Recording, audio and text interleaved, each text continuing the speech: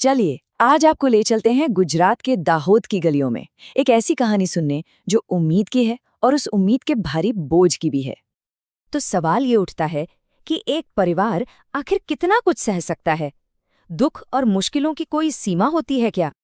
और इसी सवाल का जवाब हमें मिलता है गुजरात के दाहोद में, जहां एक परिवार की परीक्षा मतलब हर कल्पना से, हर सोच से परे थी। इस पूरी कहानी के बीच में है एक लड़का, शिवम। सोचिए, सिर्फ 15 साल का, वो उम्र जब दुनिया सपनों से भरी होनी चाहिए, है ना? लेकिन शिवम के कंधों पर पूरी जिंदगी का बोझ आ गया था।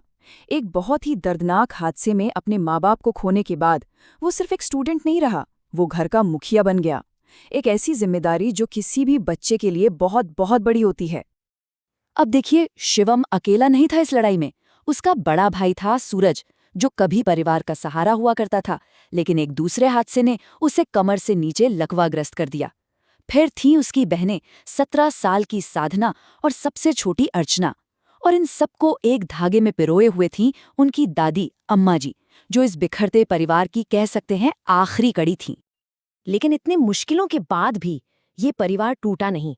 उन्होंने मिलकर एक ऐसी यूनिट बनाई जो भले ही नाजुक थी, पर उनके इरादे चट्टान की तरह मजबूत थे। अम्मा जी, उन्होंने हार नहीं मानी। अपने कांपते हाथों और फौलादी हिम्मत के साथ उन्होंने सड़क किनारे एक छोटी सी दुकान लगा ली। अगरबत्ती, माचिस, कुछ फल, यही उनकी जिंदगी की कमाई थी। यही परिवार की लाइफलाइन थी। उनकी वो झुर्रियों वाली मुस्कान वो याद दिलाती थी कि अंधेरे में भी उम्मीद की एक किरण होती है। और साधना, वो तो खुद अभी बच्ची ही थी, पर किसी फाइटर से कम नहीं। वो आस पड़ोस की औरतों के लिए साड़ियां सिलती थी। उसकी उंगलियां मानो मशीन की तरह चलती थीं। और सिर्फ यही नहीं, अपने भाई सूरज की देखभाल भी करती थी। उसके पैरों की मालिश करना, उसे हिम्मत देना, सब कुछ। और फिर थी सबसे छोटी, अर्चना। अपने नन्हे नन्हे हाथों से मिट्टी के खिलौने बनाती और एक टोकरी में रखकर घर घर बेचने जाती थी। आवाज में भले ही मासूमियत थी, लेकिन इरादों में एक जिद थी, अपने परिवार को बचाने की जिद। तो ऐसा लग रहा था कि चलो धीरे धीरे ही सही, गाड़ी पटरी पर आ रही है। लेकिन किस्मत को शायद कुछ और ही मंजूर था। उनकी असली परीक्षा तो अभी बाकी थी। सब कुछ बहुत तेजी से बिखर गया। कुछ महीने पहले ही तो माँ बाप को खोया था।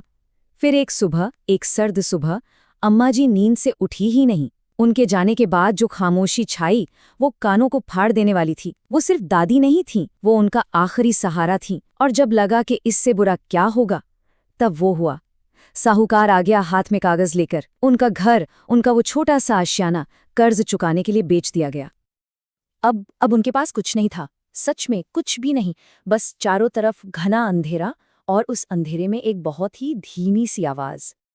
घर छिन चुका था, दिल टूट चुके थे, लेकिन हिम्मत अभी भी बाकी थी। चारों भाई बहन, जो भी थोड़ा बहुत सामान बचा था, उसे लेकर रेलवे ट्रैक के पास एक टूटे फूटे झोपड़े में चले गए। वही उनका नया घर था। और उसी रात, उस झोपड़े में, शिवम ने आसमान की तरफ देखा। उसकी आंखों में आंसू थे, पर एक आग भी थी। और उसने बहुत धीरे से कहा, हम उठेंगे। बस ये 2 शब्द। यही वो पल था जब सब कुछ खत्म हो चुका था। तब एक 15 साल के लड़के की आवाज में उम्मीद ने फिर से जन्म लिया। और यहीं ये कहानी हमें एक बहुत बड़े सवाल पर ला के छोड़ देती है कि जब किसी के पास खोने के लिए कुछ भी ना बचे, जब सिर्फ और सिर्फ उम्मीद ही एकमात्र सहारा हो, तब क्या होता है? सोचिएगा जरूर।